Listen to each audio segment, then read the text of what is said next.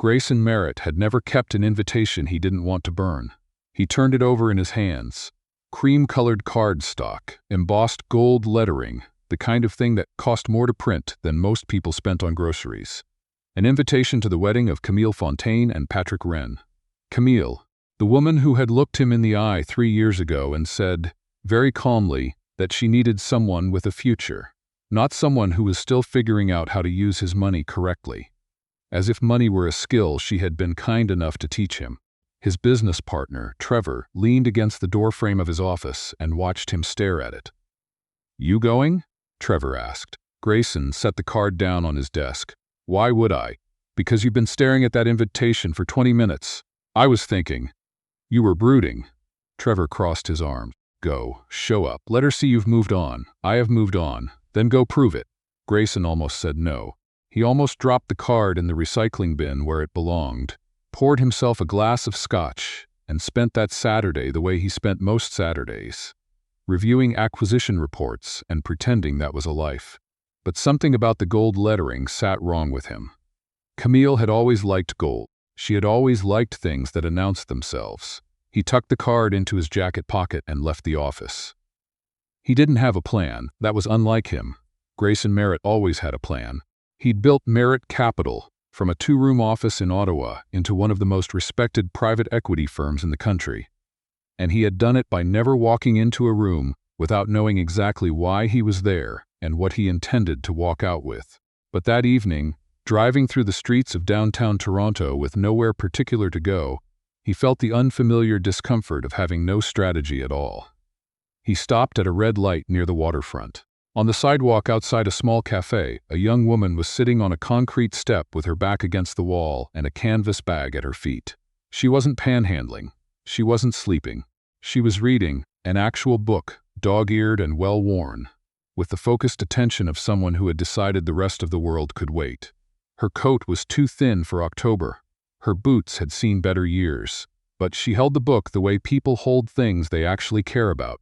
The light turned green. Grayson didn't move. Behind him, a horn sounded. He pulled over instead. He wasn't sure what compelled him to get out of the car. Later, he would tell himself it was instinct, the same instinct that had made him buy a failing textile company in Hamilton on a gut feeling and turn it around in 18 months. He was good at recognizing things that didn't fit the category people had put them in. He walked up to her. She didn't look up. "Cold night to be reading outside," he said. She turned a page. "Not particularly." "You're not cold?" "I didn't say that." She looked up then. Her eyes were dark and direct, the kind that assessed rather than invited. "Can I help you with something?" Grayson had a great deal of practice not being caught off guard. He had sat across from aggressive investors, hostile board members, journalists who wanted to make him look foolish. He was not a man who stumbled over his words, but something about the way she looked at him, as if she were the one doing him a favor by engaging, made him recalibrate. "I have an event to attend this weekend," he said. "A wedding. I'd like someone to come with me." She closed her book, carefully, with a finger holding the page, and looked at him fully. "And you thought the woman sitting on a step outside a cafe was the obvious choice. You looked like someone who could handle herself in a room. That's a strange compliment." "It's not a compliment, it's an observation." She studied him for a moment. Not with suspicion, exactly. More like she was doing mental arithmetic. "What does it pay?" He named a figure. She didn't flinch, which told him either she was very good at hiding her reaction or the number meant less to her than it should have. He wasn't sure which possibility interested him more. "1 evening," he said. "Dinner, dancing if required, polite conversation. You leave when you want." She stood up, tucking the book into her bag. She was taller than he'd expected. "What's the dress code?" "Black tie, then you'll need to cover the dress. That's already in the arrangement." She nodded once, as if they had agreed on something far more ordinary than it was. "I'm Nadia," she said. She didn't offer a last name. "Grayson, I know," she said, and she picked up her bag and waited for him to lead the way. He didn't ask how she knew his name. Later, in the car, he noticed she didn't ask where they were going. She looked out the passenger window at the city lights, with the expression of someone revisiting a place they once knew well, not someone seeing it for the first time. At the boutique he'd called ahead to, she moved through the clothing with quiet efficiency. No theatrics, No breathless gratitude, no performance of someone overwhelmed by luxury. She picked a dress the color of deep green that the stylist said would have taken most clients 45 minutes to choose. She picked it in under 5. When she emerged from the dressing room, Grayson found himself doing something he rarely did, looking twice. She stood in front of the mirror and assessed herself the way she'd assessed him earlier, clinically without vanity, checking for adequacy rather than admiring what she saw. "You've done this before," he said. She met his eyes in the mirror. "Done what?" "Worn something like that. Been in a room like this." She looked back at her own reflection. "Is that a problem?" He didn't answer. She was already reaching for her coat. The venue was a converted heritage building in the distillery district, draped in white lights, and filled with the particular kind of people who had been wealthy long enough to be bored by it. Grayson could navigate this room with his eyes closed. He'd been attending events like this since he was 26 and understood the performance required. What he hadn't anticipated was watching Nadia perform it better than he did. She walked in beside him, and the room registered her the way a room registers someone it doesn't recognize but feels it should. Women glanced over and then glanced back. Men straightened slightly. She smiled at no one in particular and kept her eyes forward, and the effect was immediate. Everyone assumed she was someone. Camille saw them from across the room. Grayson had timed it, or perhaps Nadia had, because she shifted her posture slightly at exactly the right moment, and when Camille's eyes landed on her, there was nowhere to look away to. Camille crossed the room with her fiancé, Patrick, in tow. Patrick Wren was pleasant-looking and thoroughly forgettable, the kind of man selected by committee. "Grayson." Camille kissed the air beside his cheek.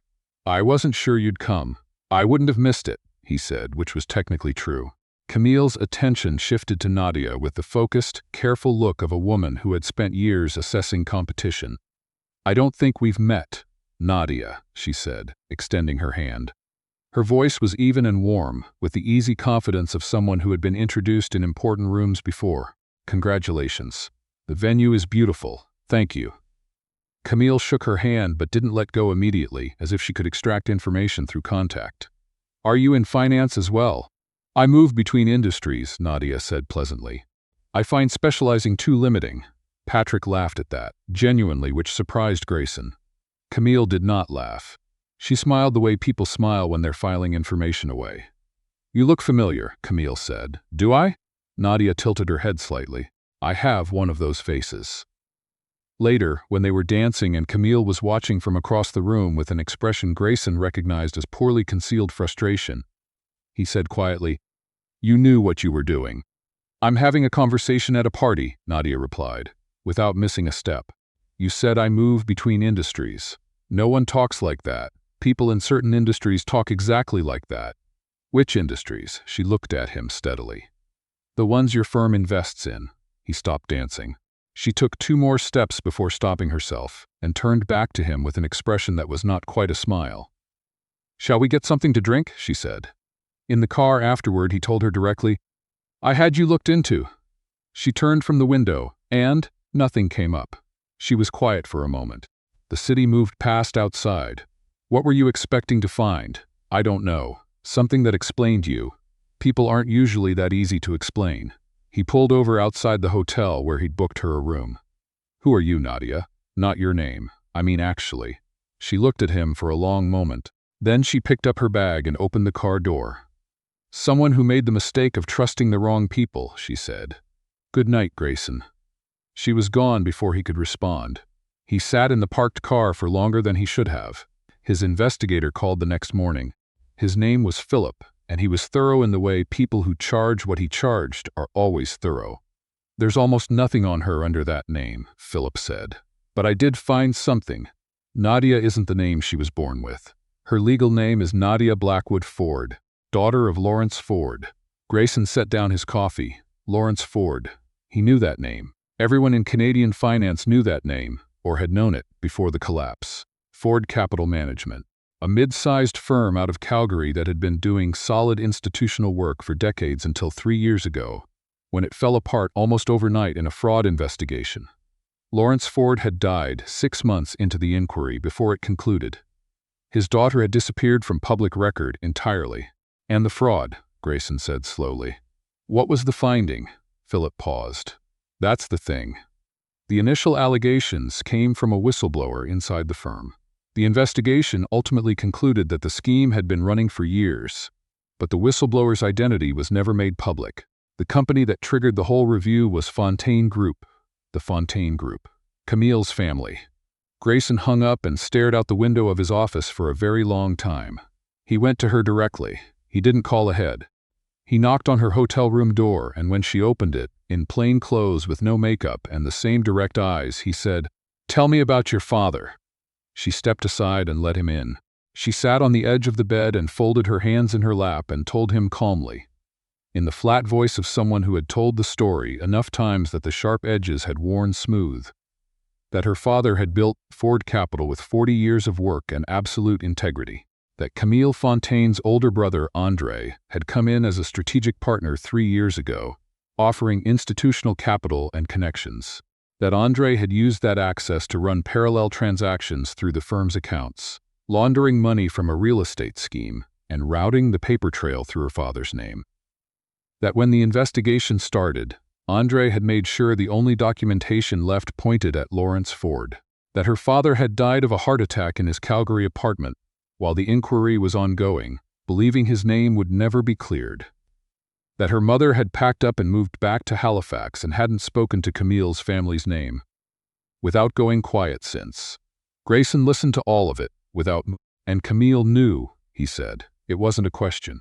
Camille knew, Nadia confirmed. She didn't orchestrate it, but she knew what Andre was doing, and she protected him afterward. She helped him get the documentation in order. She looked at her hands.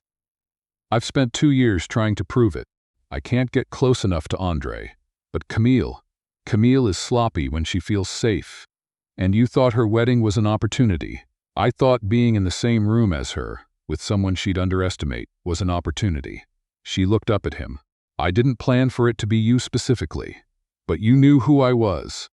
I knew you were someone she'd notice.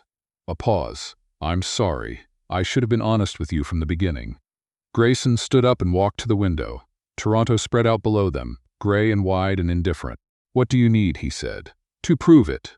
She was quiet for a moment. Internal communications. Andre has been careful about email, but Camille uses an assistant, a woman named Rhonda.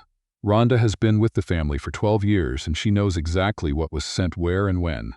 She just won't talk while she's employed by the Fontaines. What would make her talk? A reason to feel safe. And a better offer. Grayson turned from the window. Give me 48 hours.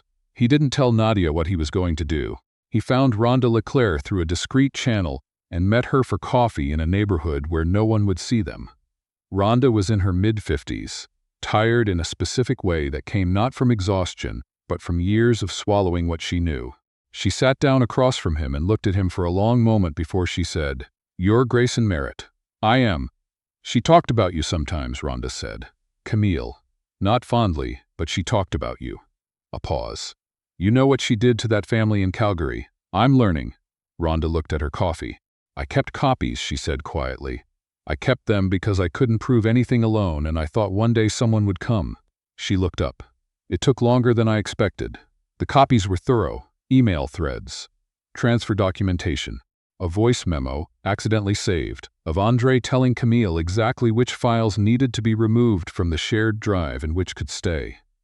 It was almost clinical in its clarity. He brought everything to Nadia that evening. She sat at the small table in her room and went through it page by page and said nothing for a long time.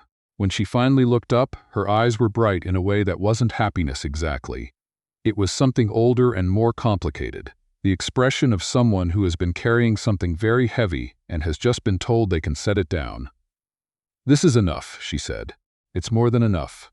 She pressed her hand flat against the documents. "My father was a good man," she said. Not to him really, just out loud. "I know," Grayson said. They handed the documentation to the Financial Crimes Unit of the RCMP through a lawyer Grayson trusted. He also ensured 3 major financial publications received the story simultaneously. Not the legal details, but the shape of it. By the morning of what would have been Camille's wedding reception, the Fontaine name was in every headline, and Andre Fontaine had not appeared at a single one of his family's statements. Camille called Grayson's cell phone at 7 in the morning. He let it ring. He was at a diner on King Street, sitting across from Nadia, eating eggs and toast, and watching the city wake up outside the window. She had the newspaper open beside her plate. She wasn't reading it. She was just letting it sit there. "How do you feel?" he asked. She considered the question seriously. "Like I've been underwater for a very long time and someone just pulled me up." She poured more coffee. "It doesn't fix everything. My father is still gone. My mother still has 12 years of quiet grief to work through." "No," he said. "It doesn't fix everything. But it's something." She looked out the window. "It's enough to be something." He watched her for a moment. There was something he had been turning over in his mind for the past week. Something that had less to do with fraud investigations and family reputations, and more to do with the specific way she looked at a problem, the way she held her ground without needing to raise her voice, the way she had sat in the car beside him on the way to a black tie event and looked out the window like someone returning to a place they'd been trying to get back to for years. "You don't have to disappear again," he said. She looked at him. "I mean, professionally, if you wanted to rebuild, if you wanted support doing it." He kept his voice level. "Merritt Capital has a research division that spent 2 years trying to find someone who can actually read a market instead of just following one. I'm not offering charity. I'm offering a position you'd be qualified for. That's a very formal way to say something. I'm a formal person." She looked at him for a long moment. "And the rest of it?" she said quietly. "What are you offering formally about the rest of it?" He met her eyes. "I'm working on the wording." A corner of her mouth moved. She looked back out the window. "I'll think about it," she said. "That's all I'm asking." They sat there in the morning light, 2 cups of coffee going warm, the newspaper folded between them, and the city carrying on outside the glass as if nothing had changed. Grayson supposed from a distance nothing had. A firm had collapsed. A man had died too soon. A woman had spent 2 years looking for a way back. None of that made the morning news unless you knew what to look for. But things had changed. He could feel it in the specific quiet of the table. The kind of quiet that isn't empty but full. The kind that only exists when 2 people have nothing left they need to pretend. The months that followed were not dramatic. Grayson had half expected them to be. He was used to the currency of grand gestures, large transactions, things that happened at scale. What happened instead was quieter and, he slowly realized, better. Nadia joined Merritt Capital's research team in January. She was not his direct report, because she had made it very clear that was a condition of accepting, and he had agreed immediately. She was good at the work, better than good. She thought in patterns he had to slow down to follow, which was an experience he was not used to and found, unexpectedly, that he enjoyed. They had dinner the first time, because she was still learning the city's better restaurants, and he knew all of them. They had dinner the second time, because neither of them wanted the first time to be the last time. By spring, he stopped trying to categorize what was happening and simply let it happen, which was, for Grayson Merritt, an act of extraordinary trust. One evening in April, they walked along the waterfront near where he had first stopped his car, for reasons he still couldn't entirely explain, and she stopped at the railing and looked out at the water and said, "I owe you something. You don't owe me anything." "An honest answer," she said, "to something you asked me once." He waited. "You asked me in the car that first night who I actually was." She kept her eyes on the water. "I didn't answer you. I gave you the short version. The complicated version is that I used to be someone who trusted the world to be basically fair, and I lost that, and I spent a long time not sure I was ever going to get it back." She turned to look at him. "I think I'm getting it back." He was quiet for a moment. "That's not something you owe me." "I know," she said. "That's why I'm telling you." He took her hand. She didn't pull away. They stood there at the railing while the water moved and the city lit up behind them. And eventually they walked back the way they came, and neither of them said anything else, because sometimes the most important things have already been said.